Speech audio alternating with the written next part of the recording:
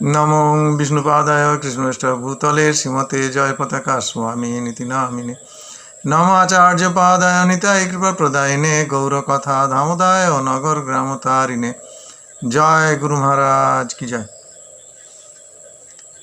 তো আজকে আমাদের আলোচ্য বিষয় শ্রী ভগবান তো মঙ্গলময়, তাহলে তার সৃষ্ট এই জড়জগতে এত অমঙ্গল, এত অনাচার কেন? হ্যাঁ, আজকের বিষয়বস্তুটা কিন্তু সত্যিই খুব ভালো। তো এই জড়জগৎ কার সৃষ্টি? এই জড়জগৎ ভগবানের সৃষ্টি, তারই অঙ্গুলি হেলনে, তারই পরিচালনায় এই জড়জগৎ, এই জড় সংসার পরিচালিত হচ্ছে। তিনি অত্যন্ত কৃপাময়, দয়াময়, মঙ্গলময়। তাহলে তার তৈরি এই জগৎ সংসারে এত অমঙ্গল, এত অনাচার, এত দুঃখ কষ্ট কেন? এটাই আজকের আলোচনার বিষয়বস্তু। তো আজকের আলোচনার বিষয়বস্তুর প্রথম অংশে স্বীকার করা হয়েছে যে ঈশ্বর মঙ্গলময়। তাহলে এ বিষয়ে তো কোনো সন্দেহ নেই, এটা প্রায় সবাই অনুভব করি, সবাই জানি যে ঈশ্বর মঙ্গলময়। প্রশ্ন হচ্ছে, তাহলে তার সৃষ্টি এই জড়জগতে এত অমঙ্গল কেন?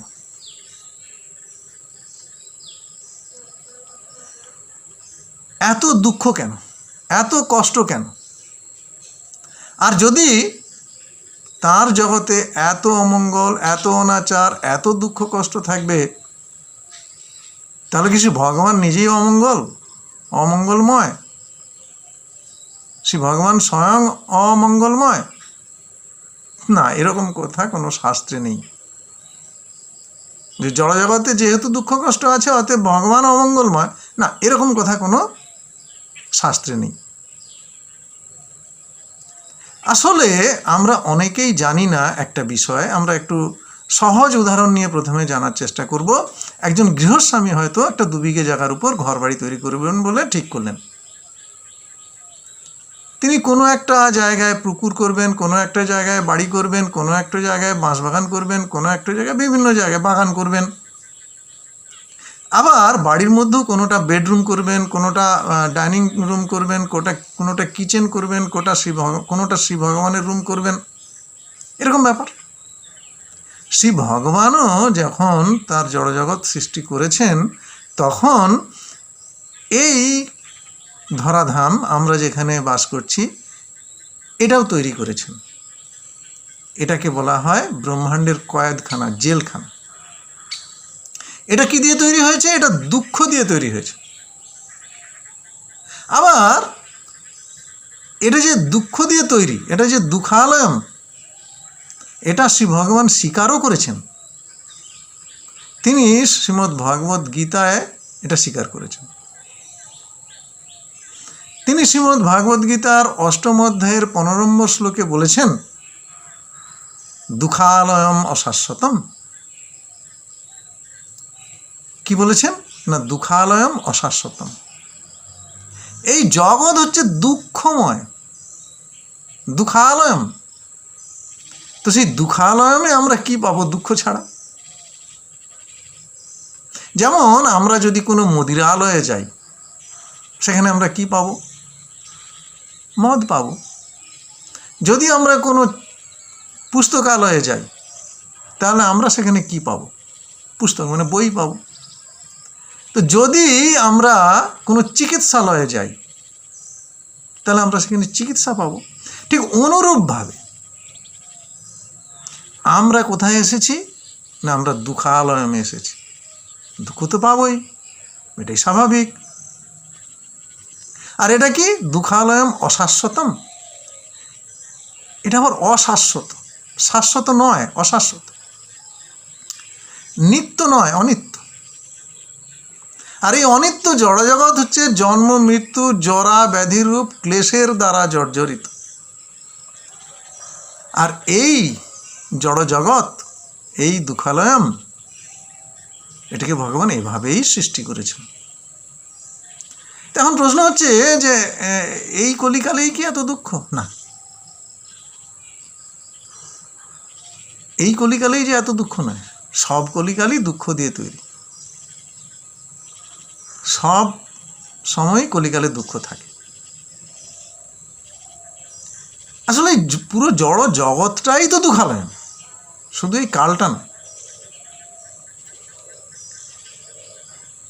এই কলিকালের পূর্ব কলিকালে আরো অনেক জঘন্যতম অনাচার সংগঠিত হয়েছে, জঘন্যতম দুঃখের সম্মুখীন হতে হয়েছে মানুষজনকে। আবার আগামীতেও হবে, আগামী যেসব কলিকাল আসবে তাতেও হবে, আরও সব অনাচার থাকবে। বরং বর্তমান কলিযুগে শ্রীমন মহাপ্রভু আবির্ভূত হয়েছেন, তাই এই কলিযুগকে ধন্য কলি বলা হয়। আর আমাদের সৌভাগ্য যে আমরা এই ধন্য কলিযুগে জন্মগ্রহণ করেছি, এটা আমাদের সৌভাগ্য।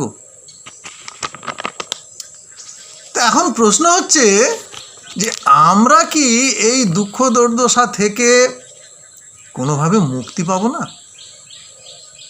হ্যাঁ, উত্তর হচ্ছে হ্যাঁ, অবশ্যই মুক্তি পাবো। তার জন্যে শাস্ত্রের নির্দেশিকাও আছে। সে ভগবান আমাদের দুঃখালয়মে পাঠিয়েছেন, দুঃখালয়মে জন্ম দিয়েছেন, আবার সেই দুঃখালয়ম থেকে উদ্ধারের পথও বলেছেন। আসলে ভগবান কিন্তু এমনি এমনি আমাদের এই দুঃখালয়মে পাঠাননি। আমাদের কর্মফলে আমরা এই জড়জগতে পতিত হয়েছি, এই দুঃখালয়মে পতিত হয়েছে। আমাদের কর্মফল, এই কর্মফলে আমরা জন্ম মৃত্যু জরা ব্যাধির চক্রে আবর্তিত হচ্ছে। পুনরপি জননং পুনরপি মরণং পুনরপি জননী জঠরে শয়নং, এই হয়েছে আমাদের অবস্থা। তথাপি ভগবান এত মঙ্গলময়, ভগবান এত কৃপাময়, ভগবান এত দয়াময় যে তিনি দয়া করে কৃপা করে আমাদের এই দুঃখালয়ম থেকে উদ্ধারের ব্যবস্থাও করেছেন। আমরা যদি সেই ব্যবস্থা মেনে নিই তাহলে অবশ্যই আমরা উদ্ধার পাব। দেখুন, আমরা যখন কোনো কূপে পড়ে যাই বা কোনো পুকুরে পড়ে যাই, জলে নিমজ্জিত হই, তখন পিতা কি চুপচাপ বসে থাকেন? তিনি আমাদের উদ্ধারের একটা ব্যবস্থা করেন, তিনি আমাদের তুলে নিয়ে আসার চেষ্টা করেন। অনুরূপভাবে আমরা আমাদের এই কর্মফলে দুঃখালয়ম রূপ জড়জগতে পতিত হয়েছি, আর শ্রী ভগবান এখান থেকে আমাদের উদ্ধার করার জন্য শাস্ত্রের মধ্য দিয়ে আমাদের বলেছেন আমরা কিভাবে এখান থেকে মুক্তি পেতে পারি, উদ্ধার পেতে পারি। শাস্ত্রে যে নির্দেশ দেয়া আছে সেটা যদি আমরা মনোযোগ সহকারে পালন করি তাহলে আমরা অবশ্যই উদ্ধার পাব, মুক্তি পাব। এই কলিকালে কলির সাম্রাজ্যে কলির প্রভাব থেকে আমরা মুক্ত হতে পারব, মুক্তি পেতে পারব। আবার একটা উদাহরণ নেওয়া যাক। তো বর্ষাকালে তো বৃষ্টি হবে, এটাই স্বাভাবিক। তাই বলে কি আমরা বৃষ্টির হাত থেকে রক্ষা পাওয়ার কোনো চেষ্টা করি না? অবশ্যই করি। আমরা আমাদের সামর্থ্য মতো ঘর বাড়ি তৈরি করি, ছাতা রেনকোট ইত্যাদি ব্যবহার করি, আমরা ঠায় দাঁড়িয়ে দাঁড়িয়ে ভিজি না। আবার শীতকালে শীত পড়বে, এটাও স্বাভাবিক। তাহলে আমরা কি করি? শীতকালে শীতের হাত থেকে রক্ষা পাওয়ার জন্য লেপ কাঁথা ব্যবহার করি, শীতের পোশাক ব্যবহার করি, সোয়েটার ইত্যাদি ইত্যাদি। আবার কেউ কেউ এসি ব্যবহার করি। কোনো না কোনোভাবে আমরা শীতের কবল থেকে রক্ষা করার চেষ্টা করি বা রক্ষা পাওয়ার চেষ্টা করি। অনুরূপভাবে গরমকালে গরমের সময় আমরা একইভাবে মানে ওই শীতের পোশাক পরে নয়, গরম থেকে রক্ষা পাওয়ার জন্যে যেমন যেমন ব্যবস্থা দরকার, গাছের তলায় আমরা একটু আশ্রয় নিতে পারি, ছাওয়ায় একটু গরম থেকে বাঁচার জন্যে আমরা অনেকে হাত পাখা ব্যবহার করতে পারি। আবার ইলেকট্রিক ফ্যানের ব্যবস্থা কারো থাকবে, কারো এসি রুম থাকবে, যে যার সামর্থ্য মতো আমরা ব্যবস্থা করি কিভাবে কালের প্রভাব থেকে আমরা বেরোতে পারি বা কালের প্রভাব থেকে আমরা মুক্ত হতে পারি। কেন কাল থাকবে, কালের প্রভাব থাকবে। এইবার কথা হচ্ছে যে এই যে বিভিন্ন লোকের বিভিন্ন রকম সামর্থ্যের কথা বললাম, এটাও কিন্তু আমাদের পূর্বজন্মের বা ইহজন্মের কর্মের ফল, সবই কর্মের ফল। তাহলে দেখা যাচ্ছে যে শীতকাল, বর্ষাকাল, গ্রীষ্মকাল যেমন থাকবে, কলিকালও থাকবে। আর শীত, বর্ষা, গ্রীষ্মের প্রভাব যেমন থাকবে, কলিকারও প্রভাব থাকবে। তাহলে কলির প্রভাব থেকে, কলিকালের প্রভাব থেকে মুক্ত হওয়ার যে পদ্ধতি, সেটা আমাদের জানতে হবে। আমরা যদি এবার সেই পদ্ধতিটা কি সেটা নিয়ে একটু আলোচনা করি। আমরা যদি শুদ্ধভাবে হরিনাম করি তাহলে আমরা কলির প্রভাব থেকে মুক্ত হতে পারব, কলির প্রভাব থেকে নিষ্কৃতি লাভ করতে পারব। এখন কথা হচ্ছে শুদ্ধভাবে হরিনাম বলতে আবার কি বুঝবো? শুদ্ধভাবে হরিনাম হলো যে কলির 4টে পাপ কর্ম থেকে বিরত থাকা। কি সেই 4টে পাপ কর্ম? আমিষ ভোজন একটা পাপকর্ম, নেশা করা একটা পাপকর্ম, তাস পাশা জুয়া খেলা একটা পাপকর্ম, আর অবৈধ যৌন সঙ্গ করা আরেকটা পাপকর্ম।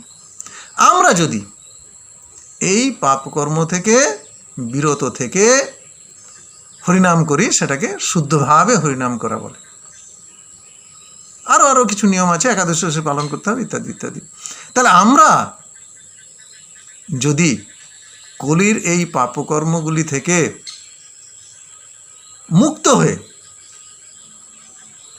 হরিনাম করি, অর্থাৎ শুদ্ধভাবে হরিনাম করি, হরে কৃষ্ণ কৃষ্ণ কৃষ্ণ হরে হরে, হরে রাম রাম রাম হরে হরে, এইভাবে হরে কৃষ্ণ মহামন্ত্র কীর্তন করি, তাহলে আমরা কলির প্রভাব মুক্ত হয়ে আমাদের যে আসল আলয় শ্রী ভগবত ধাম, সেখানে পৌঁছাতে পারব। আসলে যেখানে শুদ্ধভাবে হরিনাম হয় সেখানে কলি প্রবেশ করতে পারে না, শত চেষ্টা করেও পারবে না। তাহলে আমাদের কি করতে হবে? শুদ্ধভাবে হরিনাম করতে হবে, শুদ্ধ ভক্ত হতে হবে। আর আমরা যদি তা না পারি তাহলে কি হবে সেটাও উল্লেখ আছে শাস্ত্রে। তা না পারি বলতে আমরা যদি শুদ্ধভাবে হরিনাম করতে না পারি তাহলে কি হবে না, তাহলে মায়া আমাদের দুঃখ দেবেই। শ্রী চৈতন্য চরিতামৃতের মধ্যখণ্ডের 20:117 বলা হয়েছে, কৃষ্ণ ভুলি যেই জীব অনাদি বহির্মুখ, অতএব মায়া তারে দেয় সংসার দুঃখ। চৈতন্য চরিতামৃত মধ্য 20:117। অর্থাৎ যদি আমরা কৃষ্ণকে ভুলে যাই তাহলে মায়া আমাদের দুঃখ কষ্ট দেবেই। আর যদি আমরা শুদ্ধভাবে হরিনাম করব তাহলে কলি প্রবেশ করতে পারবে না। পরিবর্তে যদি আমরা শুদ্ধভাবে হরিনাম না করি, কৃষ্ণকে ভুলে যাই, তবে মায়া আমাদের অবশ্যই দুঃখ দেবে। তাহলে দেখা যাচ্ছে কি যে আমাদের শুদ্ধভাবে হরিনাম করতে হবে। আর শুদ্ধভাবে হরিনাম না করলে যদি আমরা কৃষ্ণকে ভুলে যাই তাহলে কি হবে? কৃষ্ণ ভুলি যেই জীব ভোগবাঞ্ছা করে, নিকটস্থ মায়া তারে জাপটিয়া ধরে। তাহলে কি না, কৃষ্ণকে ভুলে গিয়ে যদি আমরা ভোগ বাঞ্ছা করি, ভোগের ইচ্ছা করি, তাহলে মায়া আমাদের নিকটেই আছে, কিন্তু আমাদের একদম জাপটিয়া ধরবে, জাপটে ধরবে।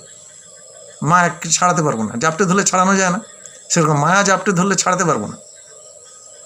এখন সিদ্ধান্তটা আমাদেরই নিতে হবে, আপনাকে নিতে হবে, আপনাদের নিতে হবে, যে আমরা শুদ্ধভাবে হরিনাম করবো না মায়ার কবলে পড়ব। এই সিদ্ধান্ত আমাদেরই নিতে হবে। শ্রী ভগবান এত কৃপাময়, এত দয়ালু যে তিনি আমাদের বাধ্য করেন না, কারণ তিনি আমাদের একটা স্বতন্ত্র স্বাধীনতাও দিয়েছেন। আমরা ইচ্ছা করলে শুদ্ধভাবে হরিনাম করতে পারি, আবার নাও করতে পারি। যদি আমরা শুদ্ধভাবে হরিনাম না করি, তাহলে আগেই বলেছি, পুনরপি জননং পুনরপি মরণং পুনরপি জননী জঠরে শয়নং। এইভাবে জন্ম মৃত্যু জরা ব্যাধির চক্রে আবর্তিত হতে হবে। আর আমাদের একটার পর একটা জন্ম নিতে হবে, আর দুঃখ যন্ত্রণা ভোগ করতে হবে। তার চেয়ে শুদ্ধভাবে হরিনাম করা ভালো নয় কি? পরিবর্তে আমরা যদি শ্রী ভগবানের শরণ নিয়ে শুদ্ধভাবে হরিনাম করি, তাহলে আমাদের আর পুনর্জন্ম হবে না, জন্ম মৃত্যু জরা ব্যাধির পাপময় চক্রে আবর্তিত হতে হবে না। আমরা আমাদের আপন আলয় বৈকুণ্ঠ লোকে ফিরে গিয়ে শ্রী ভগবানের প্রেমময়ী সেবায় নিযুক্ত হতে পারবো, আর তাতেই আমাদের এই মনুষ্য জীবন সার্থক হবে। হরে কৃষ্ণ কৃষ্ণ কৃষ্ণ হরে হরে, হরে রাম রাম রাম হরে হরে।